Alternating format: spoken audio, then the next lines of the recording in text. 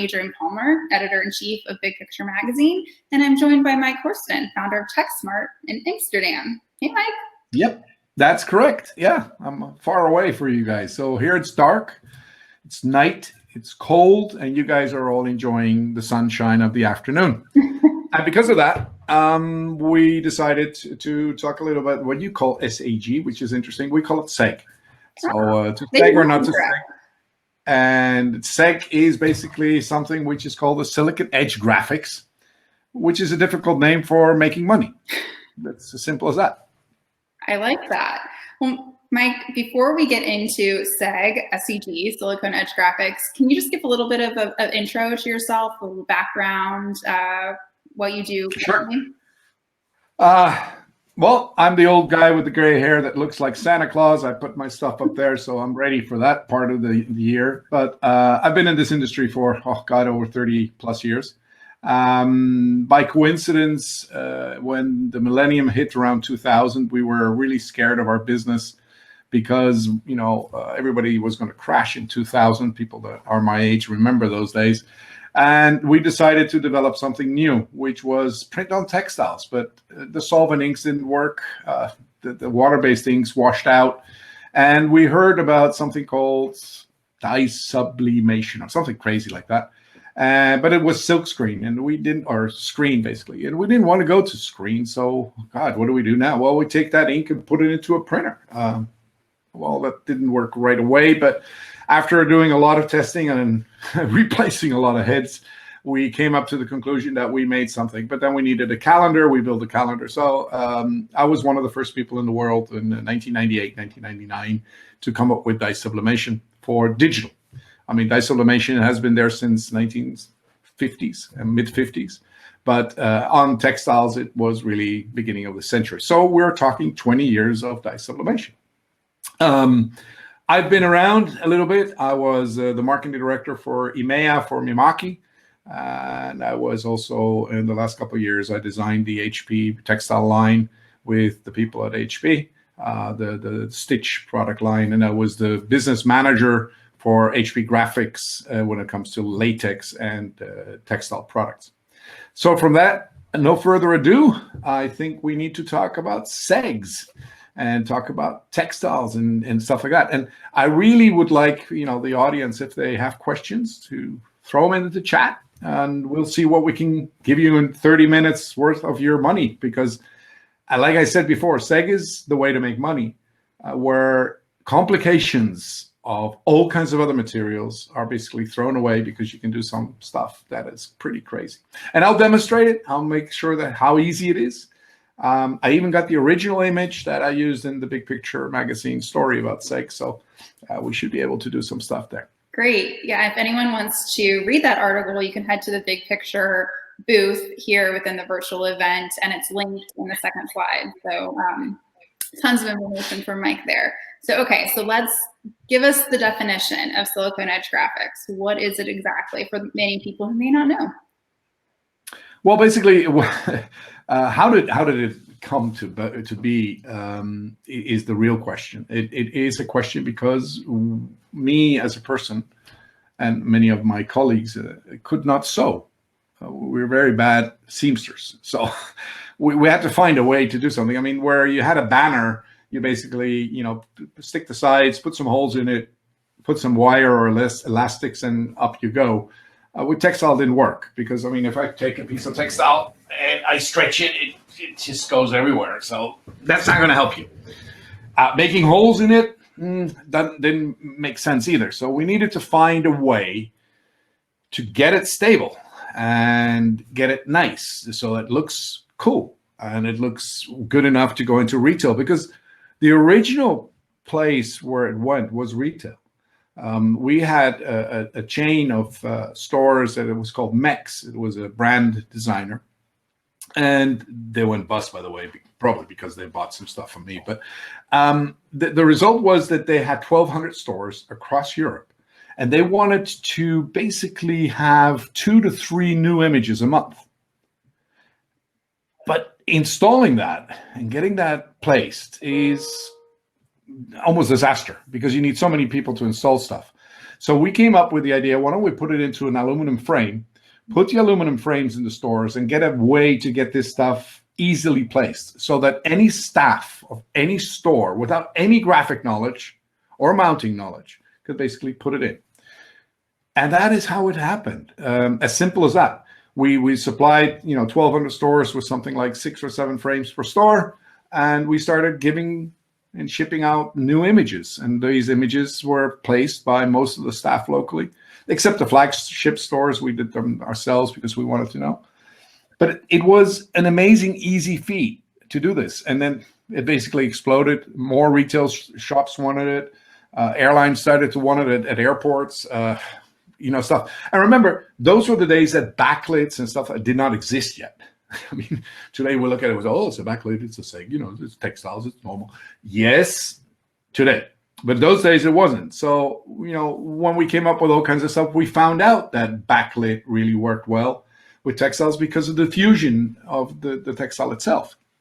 Where a PVC banner, you would see the reinforcements inside, and you will see the cracks of the UV, and you'll have all these smaller issues that people kind of disliked in general.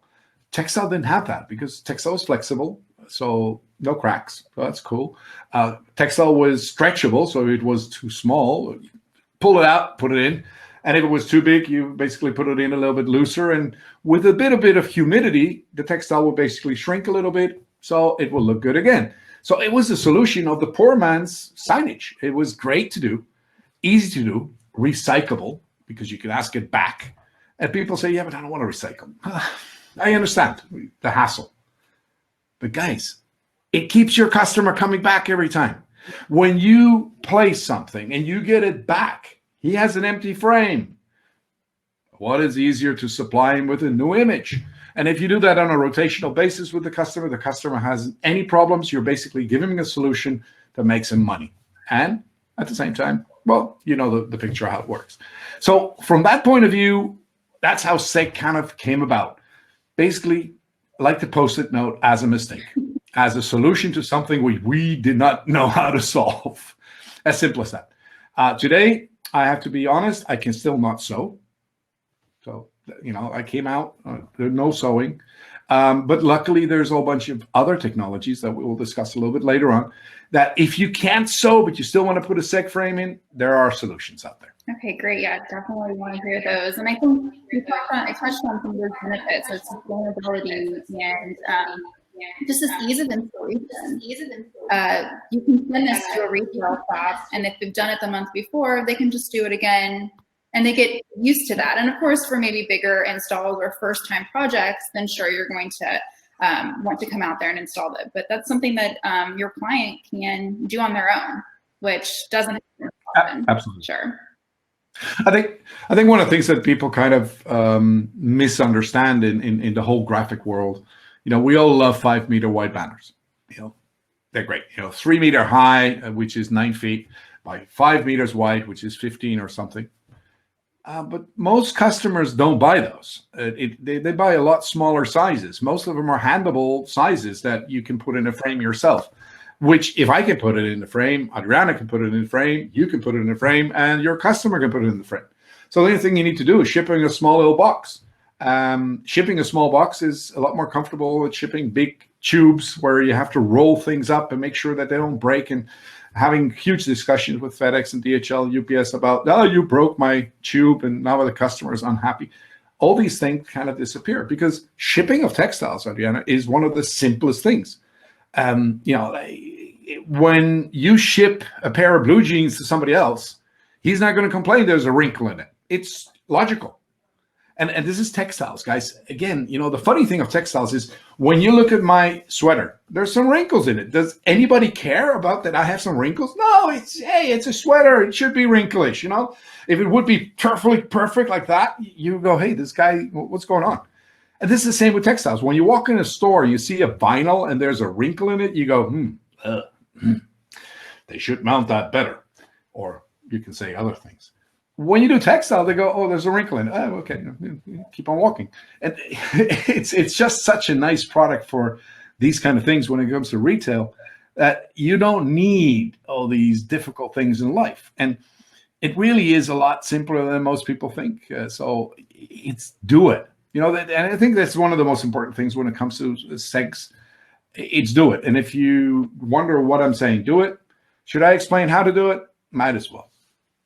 So first of all, you need a dye sublimation printer with dye sublimation ink. Now, there's tons of manufacturers out there, so I'm not going to point out anybody.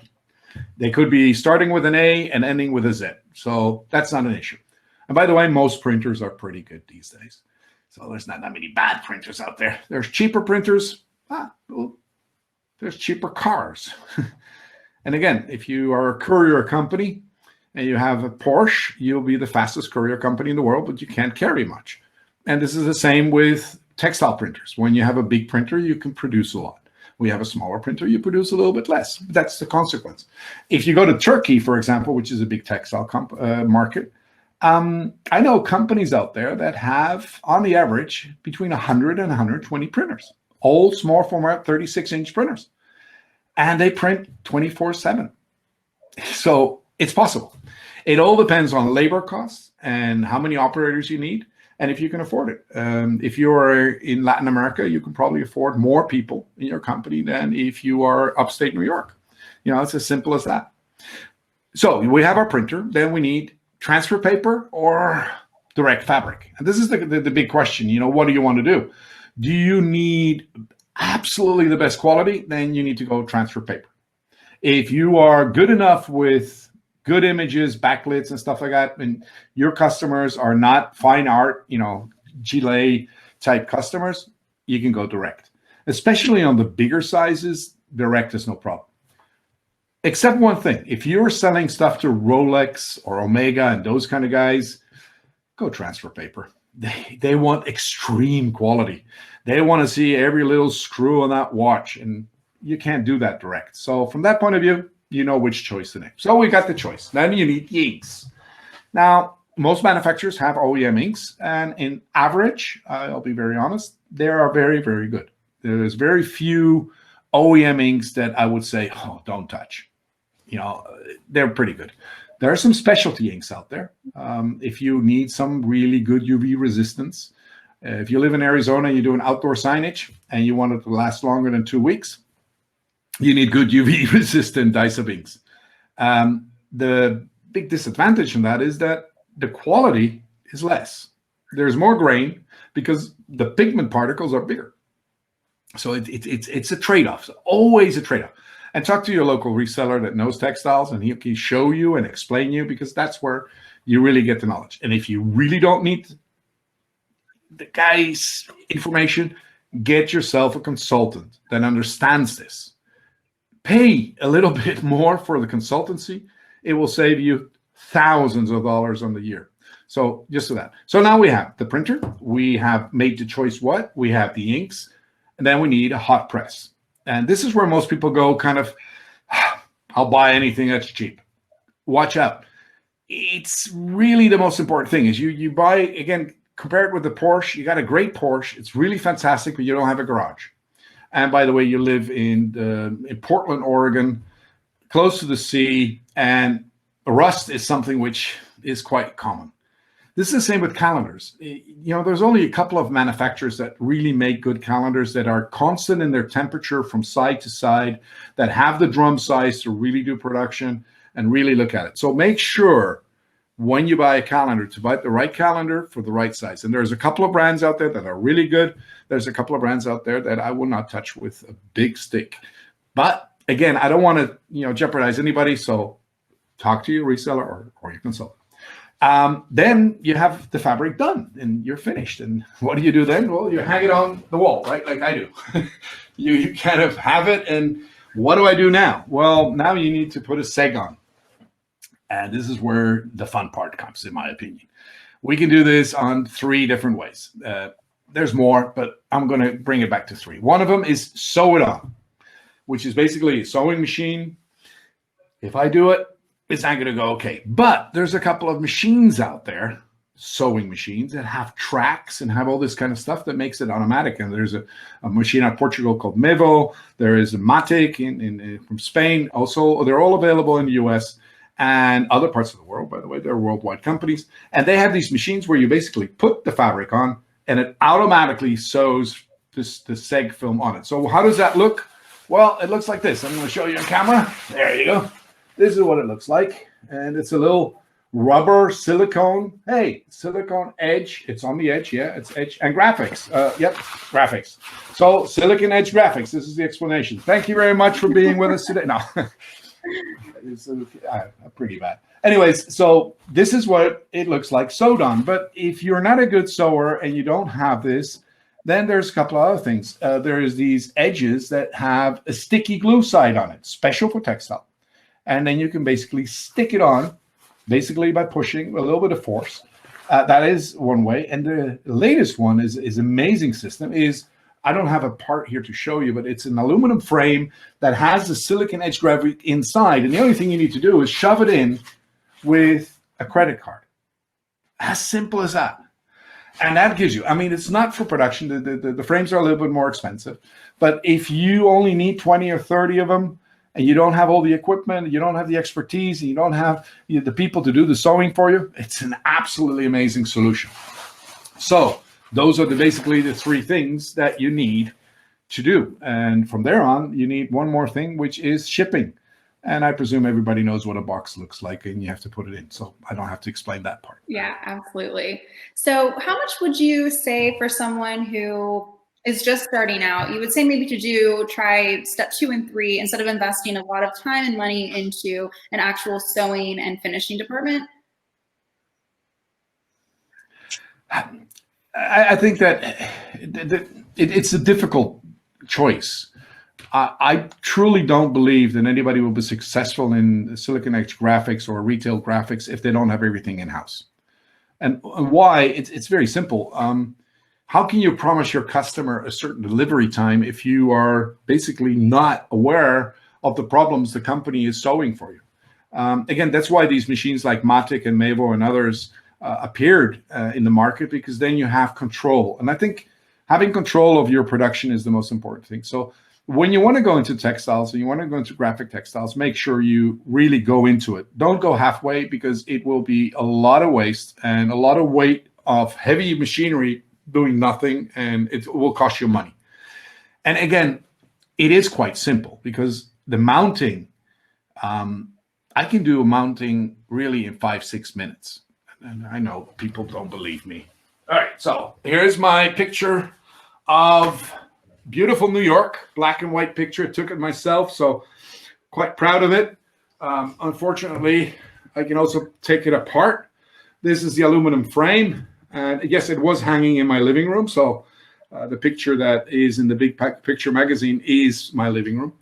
And then you need to put it together. And how difficult is that? Well, it is extremely difficult. You basically take the silicon edge and you push it in.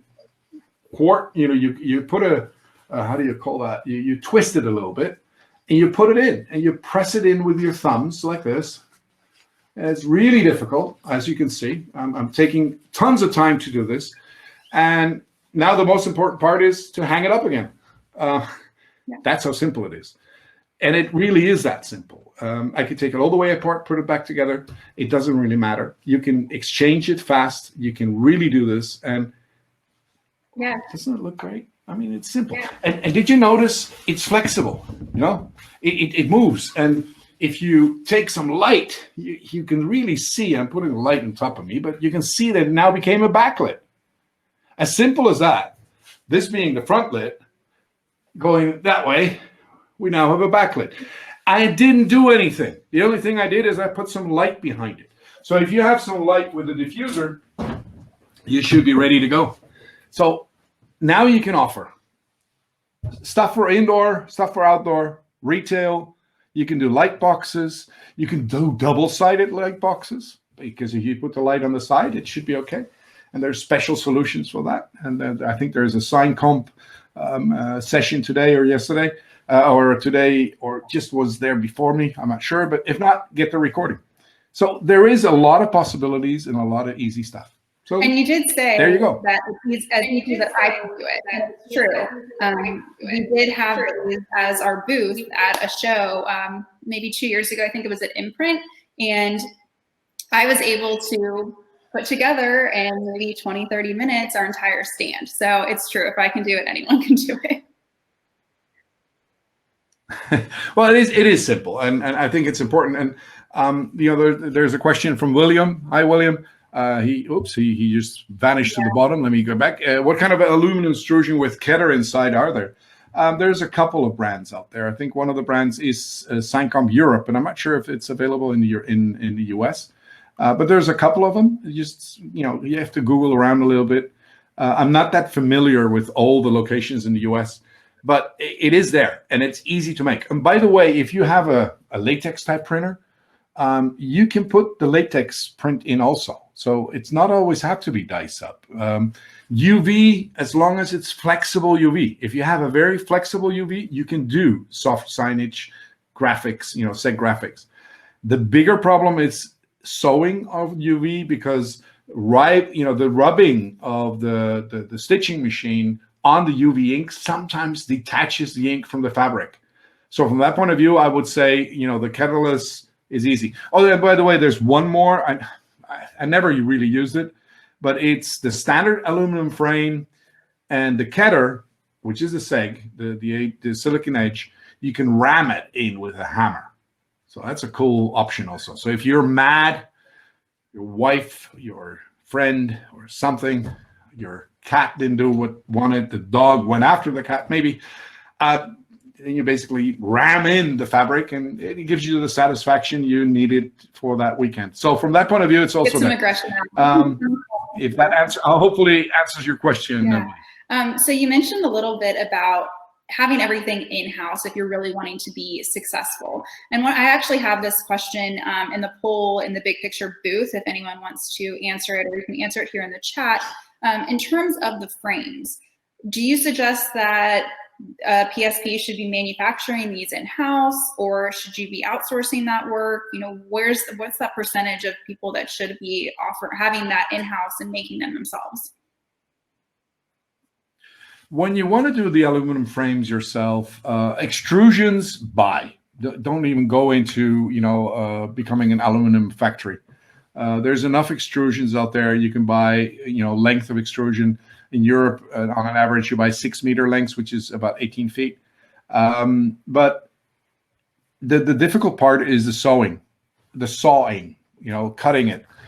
You need aluminum cut. You need a really good aluminum saw, and a professional one, because it has to be exact. I mean, you got to imagine the 45-degree angles need to be exact. And if this side is not the same as the bottom side, your image will do this. And it becomes difficult. And you need stuff in the middle, etc. If you really want to go all the way, you buy the saw. I mean, when I had my factory, I had the saw. And we saw it. It saved me money. It saved delivery times. It was faster to do. So from that point of view, it's good to do. At the other hand, there's a lot of aluminum companies that if you're doing mass production, they will cut it for you. And when they cut, it's going to be a lot better. Because then you basically say, I would like to have a 4x5 frame, and I need 100 of them, and you will get all the pieces not unassembled shipped out to you. The nice thing is if you put these units into a tube and ship them out to the store can put them together. It's so simple. It's little hooks that you put inside, and it's really penny wise, pound foolish to think you cannot do it. So there's a lot of possibilities out there when it comes to aluminum frames. But if you are starting, buy the frame yourself. And then once you got volume, you think about buying the saw and the space. And remember, when you're talking about sawing, you need the space, because all the aluminum particles and all the dust, you don't want to get that close to your printers. So you don't want to put it in your warehouse in a corner and say, oh, let me do it here, and get the aluminum dust into your normal production stuff, your fabrics, your shipping goods, etc. So you need to make sure that you're doing the right thing and you plan this out. This is not something you do because you wanted to make some extra money this week or next week. When you go into this, under 100K, don't even start. So if you don't have the 100K, don't start. Yes, I know you can buy a printer of probably 7 or 8K, and you can probably buy a small heat press for another 10K. But guys, if you want to make money on this, 100K is the min. It really is a minimum. But it is a good return on investment because a calendar, a secondhand calendar, is almost impossible to get. I know people that have bought a secondhand calendar for almost the same price as a new price of the machine. You only put a new belt on, a new felt belt, and you have a brand new machine. So from that point of view, it's an investment that pays off. It's an investment that will stay there for a while, and it doesn't destroy itself. A calendar will take 20 years, to be replaced. So if you can write off a piece of printing equipment today in 20 years, you're a winner, because I don't think that's great happening. feedback. And I think that when you're sending these frames out, maybe to a Nike store, the probability of those frames getting damaged is probably pretty low. And so at that point, the frame is theirs, they're going to use it. And then for any kind of monthly change out or holiday change out, that's money in your pocket because you've got this client now and all you're doing is printing the graphic. And you know the size and you know the frame and they know how to install it. No, absolutely. I mean, I think that when you go to Walmart or you go to some of the other, the major, bigger brand stores, then it's good to have, the initial mounting team to put up the frames for the simple reason that, you're talking a different type of staff. And when you're talking a different type of staff, you also talk about different time they have to do things. Where somebody in a Nike store he really wants to make sure that it looks absolutely fantastic, and his boss gives him the time to make it look fantastic. Where in Walmart, it's we need to move 20 pallets today, and it's a different story. So from that point of view, I think in Europe we're a little bit more lucky. We don't have that type of huge stores. Our biggest store is probably your smallest Walmart. Absolutely. Well, we all. And we don't have a parking lot the size of the Walmarts. I mean, I always enjoy when I go to the U.S. I can get a drive around the parking lot of a mall, and I enjoy myself. I mean, so much space, guys. You guys don't know what you're missing. Yeah, some of the Walmart parking lots here, you need a chauffeur just to get you from back to the front of the store. So, okay, we just have maybe like a minute or two left. Mike, fantastic feedback. Do you have any last minute tips or tricks for anyone who's interested in adding this to their shop's offerings? I think the most important one, and I mentioned it before, is that if you want to invest this kind of money and even more, and you want to make money on this, do your research. Really do your research. Get a consultant or get somebody that knows what they're talking about. There's a lot of people out there that have no clue. And they pretend to know a lot. And this is a problem in our industry in general. There's a lot of people that have a great idea, believe they know what they're doing, but you need somebody, especially in this type of business, you need somebody that understands the different things. Because sometimes what you want to do is probably maybe not dice up. Maybe you want to do reactive inks. Maybe you want to do acid inks. Maybe you want to do fashion. And now I'm getting into all kinds of things. If you don't have somebody that understands all these different things and can help you move to that direction, it's like driving around the parking lot of Walmart and not knowing where to go. There's a lot of parking spaces out there, and there's a lot of miscommunication going around. So get yourself a consultant, get yourself somebody that understands the business that can help you. And it doesn't mean somebody that is, years and years in the fashion industry, but get somebody that understands your business or is at least is willing to listen to you. I think that's important, especially in these COVID days. I see a lot of downsizing. I see a lot of people diminishing their businesses and cutting. Guys, that's what the Excel sheet says. If you want to make money, and I'm serious about this, invest today. Get yourself on the road today, because once you're up and running, it takes you 6 months. After 6 months, there's no more COVID. After 6 months, you're going to be making money. If you're going to wait 6 months and then try, somebody else is going to be in front of you. And that's as simple as that. If you look in Europe, there's a couple of big sign guys that are making 80% of all the signage. This is the reality. When we started our company, we were one of the first ones there. When I sold my company, it was a conglomerate of 6 or 7. If you look at companies like Simpress and others, they're huge, and you have no chance to battle with them. But if you start now and come up with the right solutions and come up with the right products that you need and your customers need, because this is where it is. Don't bring something to them. Let them bring something to you by listening. And you can do amazing jobs with your companies. You can make it really, really good again. And even make 2021 probably your best year ever. And from that point of view, I'm going to say Merry Christmas. I'm going to say, Adriana, thank you for inviting me. And the ISA also. Happy New Year. Make 2021 the year that you can say, I forgot 2020. Yes, I do love that. And thank you, Mike, so much for sharing your insight. I learned so much in this session. Where can people find you if they have questions? I know you're on Twitter. Is that a good spot to send a direct message? You can send a direct message on Twitter if you want to, although we're not as Twitterish as most Americans are. But LinkedIn is a great place. I'm on LinkedIn. You can find me on my website.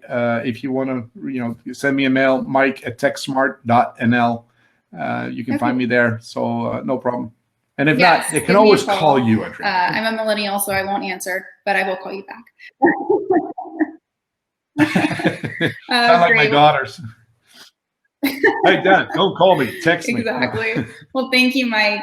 Thank you for everyone joining us today. If you have questions, Mike's email is now in the chat box, and if you have, or on LinkedIn, you can message him there. If you have questions in this 2-day event, you can head to the Big Picture booth and ask us questions in the chat, or send Mike a direct message within the chat function here. So thanks, everyone.